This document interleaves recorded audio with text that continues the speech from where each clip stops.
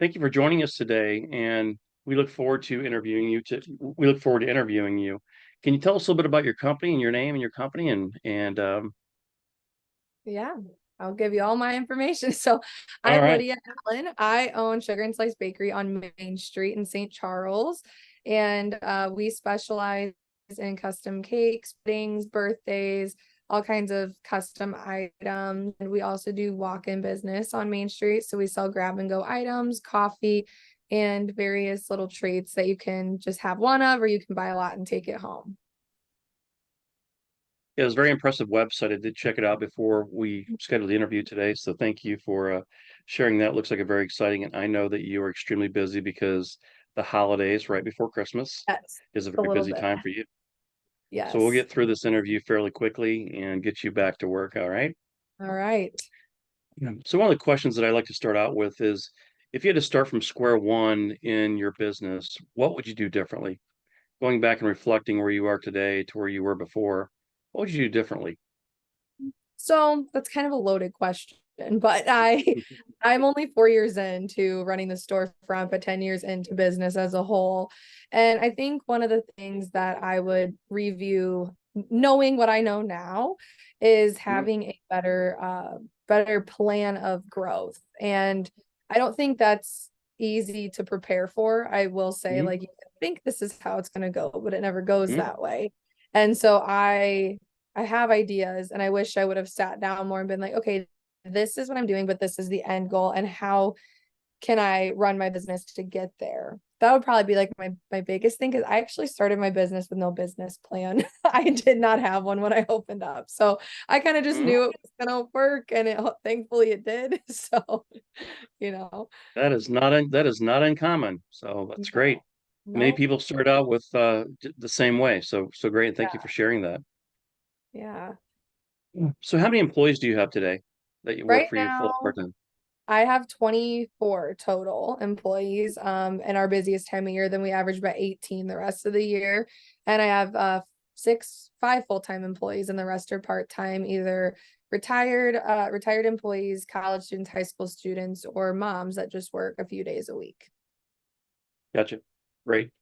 So what have been your biggest learnings as an employer since you began in business, right? So you started out probably by yourself, and now you've Yes. scaled to over 20 plus employees, part-time and full-time. Tell us a little bit about that. Well, I mean, I've learned a lot about various parts of the business, and one being how to run a business. I was just a baker that wanted to have a bakery, and I'm learning how to be a business person. If I wanted to be an accountant, I would be Mhm. an accountant, but I'm going to hire an accountant to do that stuff. Like those are the things that I have learned a little bit about. But I also sorry, I also think that learning comes from the bad experiences that we have go on, and a lot of the mistakes that I have made, not knowing that you make them until it's too late. But I'd say the biggest, in my opinion, the biggest thing that I have learned is to listen to your employees, because they are the ones helping you make your money and help your business and your dream come true. And if you aren't if they aren't happy with you, then they're never going to be happy in their job and not going to be able to do what they want to do here. And I think a lot of my employees have really appreciated me for that, because a lot of them just get pushed under the rug. But I want to know about them. I want to know their life. I want to know their goals, because if we can share all that together, it can be something, a brand, a very great brand could be created with all these ideas and the smart creative people I have around me. And that's probably honestly my biggest thing. Great. You answered a little bit of this, but I have another question as it relates to employees. What qualities do you look for in employees, and how do you, when you hire them, and how do you work to create a foster a positive, productive work environment? You touched on it a little bit, but when you're Yeah. hiring employees, let's talk about that, and then how, when you bring them on, you're able to create that environment. So I go back to when I first applied for my first serving job when I was 19 years Right, old. I had no experience doing anything. And right, the man hired me off of personality. He said, I can teach you how to be a server, but I can't teach you how to be nice or be a good person. And right. I have taken that and kind of ran with that. And I meet people and I never really ask, like, what have you done? I go, what do you like to do? What are you good at? Do you have experience? And a lot of the time, I hire based off what their goals and ambitions are, and if I feel like they are a teachable employee. And a big thing for me is, I started so young and it was very hard for me to get a job at a bakery because I Mhm, was already running a business at a young age. mhm, And I, I think a lot of people, well, like me, I couldn't get a job because I was good at what I was doing and I wanted to do better, but I also wanted to see um what it was like to own a bakery and run a bakery. And so really what I mhm, do every day, I don't know if I'm doing it right because I never got to see that. And so mhm, I want to do what I wanted someone to do for me when I wanted to see if this is what I do for a long time.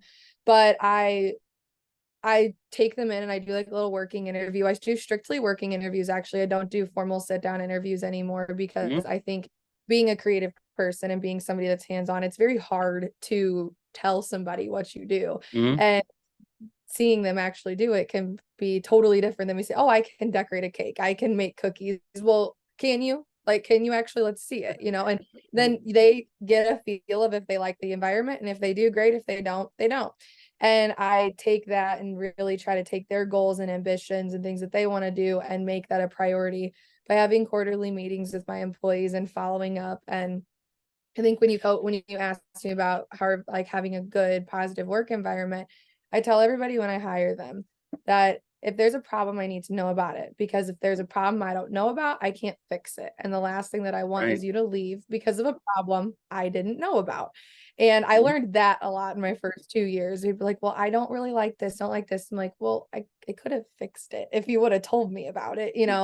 So I like to I do my best. Not everybody's perfect with having a positive work environment, but I feel like if you actually listen to what the people around you need and want, it can make the biggest difference and ultimately how everybody feels about coming to work every day and being able to do what they want to do. Great, thank you very much for answering that question. So we shift a little bit. What are some common misconceptions about running a business and how do you address them? So a lot of people Well, have a first, persona, it's all wonderful. So tell us a bit about the yeah. misconceptions that you Yeah, can I talk would about. say the biggest one is, "Oh, you must have so much money." Like, that's the thing that I'm always like, "Yeah, no, I don't." Well, I opened up my storefront when I was 21, and Mhm, people knew me as the girl who bakes since she was 15, and I mhm, had always just baked and did things, out of the house, and then I brought things to school, and then when I was in high school, I went part-time senior, and I was able to continue running my business, and a lot of people were like, "Oh, she's just making a lot of money." I'm like, "Well, I'm selling a lot. I'm also purchasing everything." And, right, that's it's enough that it was enough for me to live at my parents' and be able to, support myself, have a car, pay my bills. right, But as soon as I opened up the storefront, I had a lot of people that friends would be like, "Yeah, somebody said, oh, Lydia must have so much money."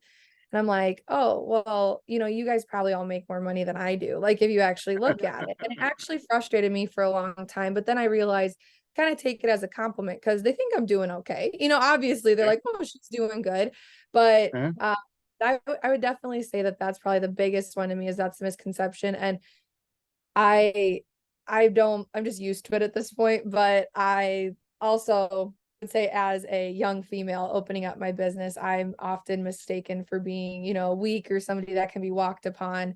And when I opened up my storefront, I feel like I was taken advantage of in multiple areas because I did not know what I was doing, but I knew enough to know that like that wasn't right. And my floor shouldn't be that expensive, or I know those things shouldn't be that price. And I would, argue back a little bit. But the biggest thing was that I was a young female opening up a business, and people thought that they could just, take advantage of that situation. And sometimes they still try to. I'd say that is very frustrating, but my age does work against me sometimes, and I want to prove to people that you can be any age doing these things and managing a big tribe of people to do exactly what that they can do what I'm doing, and I want them to know that. So, yeah, I'd probably go down to those 2 things as my biggest misconceptions of business owning in my shoes. I know it's different for everybody, but in my shoes, that's how I felt it's been over the last 4 years. Thank you. What do you attribute your your growth to? The volume of growth that you've had so far. What do you attribute that to? A lot of it is new product. I think over the last 2 years, we've really been able to push a lot of good product out. Now that we're good at our basics, we're able to expand on our stuff we do good already. We're able to do more now that we have enough experience on other things. And I also think that creating a brand really helped establish who we were, because you go from a little bit, you open and you're like, oh, well, this is what I want to do. And it doesn't really work that way. But establishing a brand, especially on social media these days, we don't have a crazy social media following, but that is where my business started. And so we maintain that as much as we can. And I think the consistency of customer interaction through social media and just creating something new and exciting and keeping up with trends. I think trends are very popular and a lot of people miss out on that stuff. And that's really what people are like, oh, this place has this new cute thing. Like people love the cute stuff they can put on social media. And so it's fun for us to do that and then see what people do with it. But yeah, I think that, and then I've also involved myself in a lot in the Cotterville Weldon Spring Chamber of Commerce over the last 2 years. My membership's been with them, and that has really been positive to my business because I've met a lot of people and have grown my professional circle a lot. And that's not something I was ever really involved in previously. But I have found a nice little group of people that I should say big. It's a very big chamber now, but a big group of people that all always have your back for Mhm. anything that you need and have given me a lot of really good business as well. Great, great. So, as a young person who started their business at a young age, 15, right?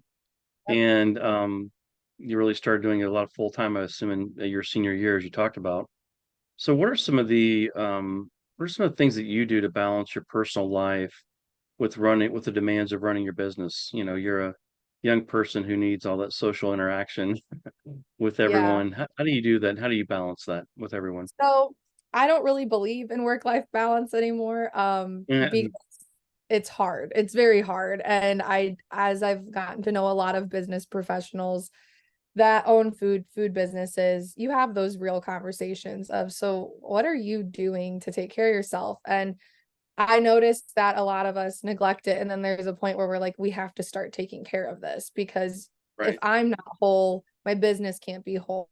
And I'll actually tell you, I'm not a really big New Year's resolution person, but I did tell myself that this year was the year I need to start taking care of myself because if I don't do it now, I'm never going to do it.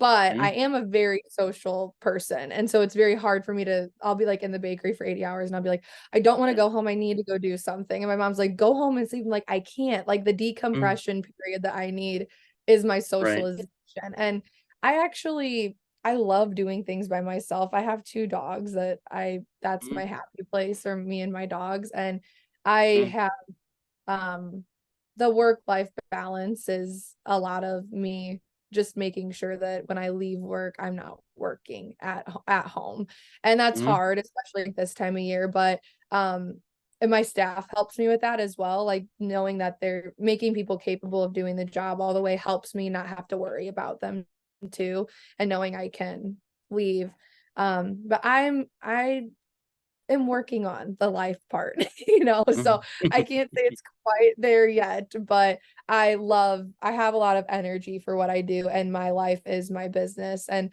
I love it so much, and, at some point, you have to yell at yourself and be like, "Go do something else," and that's where we're at. So what would you tell someone who is young like yourself, 15 to 18, that's in high school and wanting to open a business or is in one of the programs that's out there that teaches, entrepreneurship, etc. What is something you would tell them, the advice you would give them, because you've obviously been there, and Mhm. what would you tell them? Well, I have a lot of kids that I've actually talked to over the years. I employ a lot of kids 15 to 19 years old, and a lot of them don't know what they want to do with their life. And I think it's very challenging to know what you want to do, and I will give my opinion to them. And I didn't go to college, so that's not something that I'm really specialized in. I can't give advice in that department, but the one thing I do tell them is if you want to own a business, it's hard. It's really, really hard because I sugarcoat things for a living. I don't do it when I talk to Mm. people. And I tell them every time that it is hard. And if you love it, it won't matter because it'll be so rewarding what you get to do every day. And yeah, it's exhausting. Like today, I didn't want to get here, but you know what? I had to do it and I got here and I'm having a great day. Sometimes it's the getting out of bed part that's hard every day. But I think you have to do your due diligence on how much is this going to cost me? If I don't make money, what does that mean for me? And I basically give them questions and I say, answer these questions for yourself. And if you want to give them to me, then I'll help you talk through them. But you have to cover every step. So you're not going to Mhm. leave yourself broke. You're going to leave yourself in a really, really bad position personally, financially. Because like me, I don't have a resume to show anybody. I don't have experience except running my own business. That, yeah, I could probably go get a job if this never worked out because I ran a business for so long, but I don't have anything on paper to show anybody that I can do things. And so I think it's really good to get experience in everything that you want to do and go work for people and do those things and then open up your business. That's usually my Right. steps of advice, telling people those things because you need to know if you're going to like it. Do you have the money to do it? Is it going to work? What's your backup plan? I don't have a backup plan, so I really hope this That's works. that is great advice, and thank you for sharing it. So you're in the food business, which everybody loves, and bakery business. So tell us a little bit about exactly what your business does, and tell us a little bit about the holiday season because this is probably the Super Bowl time of the year for you. Yes, definitely. Tell us a little bit about some of the unique products that you're making right now. Yeah. Right now, well, we always do cakes and cupcakes, sugar cookies, and those various items. And we usually do a lot of custom items, but December is basically just Christmas everywhere for a whole month. So Hmm. we have a decorator that specializes in our sugar cookies. She does all the decorated sugar cookies. And this time of year, we try to keep them in the case as long as we can. We do little Santas and reindeers and those fun little cookies. And then we also do hot cocoa bombs right now, those Hmm. things that were wild 3 years ago that people went crazy Hmm. for. Hmm. And um we do a lot of like meringues because there's a lot of people that come in like from out of town this time of year, the tourists, and they do Hmm. a lot of like we do a lot of allergy friendly type stuff trying to help those allergies and be like, oh, we have at least one option for you here. And so our meringues, we do that for our macarons are our most popular item. They're Italian macarons. They're little sandwich cookies with like filling in the middle. We do a ton of those right now. But I'd say definitely our top item is our cookies. So we do like a giant, just like this big. It's a giant cookie. And we do chocolate chip and the sprinkle are the favorite. Kids like sprinkles. So we have a lot of Hmm. kids down here in the weekends. So we do a lot of fun kid flavors. And then we also do pre-orders for the holidays. We do cinnamon roll wreaths and cheesecakes and pies, all kinds of just fun, colorful Christmas things. And last year we started incorporating corporate orders in. So we do small business, Hmm. we call them corporate, but small business branded items. So we print Hmm. on macarons and cookies and put them on party trays. So their logos Hmm. all over. And those are really fun. Those are probably my favorite because I like seeing what businesses order from us. And it's just really fun to be like, oh, we did that for them. And those are probably my favorite, but that's our mainly what we spend the last 4 weeks of the year doing. It's all the fun Christmas stuff. So how long has your storefront been open? 4 years. We opened up Okay. in November of 2019. Okay. So I wanted to ask, obviously before you probably had, call-in orders, to-go orders, things like that, where people are calling and doing pickups. How has that altered? I know probably this time of year you're in downtown historical St. Charles, so it gets tons of people walking through there certain times of the year. It's probably really good, but which part of your business has picked up the most in the last year? Post-COVID, because now people are actually getting out and not staying at home all the time, right? How's that worked out for you? Yeah, so I'd say it's actually been our first year of real numbers because we Hmm. opened 3 months before COVID. So our first year was a COVID year, our second Mm. year was a post-COVID year, and the third year I feel like was still a Mm. mildly post-COVID year, Right, right. partially with weddings. Mm. When I was out of the house, I was doing about 30 weddings a year Mm. and by myself, and that was one of my biggest markets. And then when COVID happened, all our weddings canceled for the first year, and then Mm. they were all Yeah. rebooking for the following year, but it was all like little stuff. And so this year we saw a really big growth in our weddings and our Hmm. custom cakes because it wasn't like we weren't making cakes or wedding cakes. It was just small. It was just tiny little cakes for little parties. And now we're Mm. back to doing those 300-person weddings. And so I think we were on track to do about 45 to 50 weddings this year. We still have a couple left we're finishing up this month, but that has really grown for us this year. And then our walk-in traffic through the fall and winter is significantly up this year because people are just more comfortable going out again. And winter is really pretty down here with all the lights and everything. And then fall's just fun, the good weather. But definitely in the warmer seasons, there's not as many people that are down here. And like July is, I think, our worst month on Main Street because it's Hmm. just so hot. Nobody wants to come and eat a cupcake Right, while it's 100 degrees outside. Like, I right, don't blame them at all. So, right. all over, there's been a growth in the business this year, which is amazing, Hmm. almost more than we can handle. And Hmm. uh, we're trying to figure out what we can do in our current space to be able to maintain. But we've also seen, I did leave this part out. We did start wholesaling to a few Hmm. restaurants in the area this year, which has been a great blessing in the growth of the business as well. And it's opened up our eyes to maybe a department we didn't know that we'd be in the area and the community. And we've had a very great relationship built with this restaurant and well, these two restaurants, and definitely hope it continues to grow. Perfect. Well, thank you very much for the interview today. I want to Yeah. let you place in one last commercial there. Give us the name of your business, where you're located, and how people can follow you on Facebook or wherever you'd like to share your website. Yeah, so Sugar and Slice Bakery on Main is what we do every day except Tuesdays we're closed. And then we are located at 519 South Main Street in St. Charles near Salt and Smoke and Braden's, if you're familiar with the street. And we do sell online at sugarandsliceonmain.com, and on our social media we post our daily menu so you can see what flavors and fun items that we have every day there, and then also Mhm. look at all our fun custom items too. All right. Thank you very much. We're very proud to interview you today. Thank you. Yes.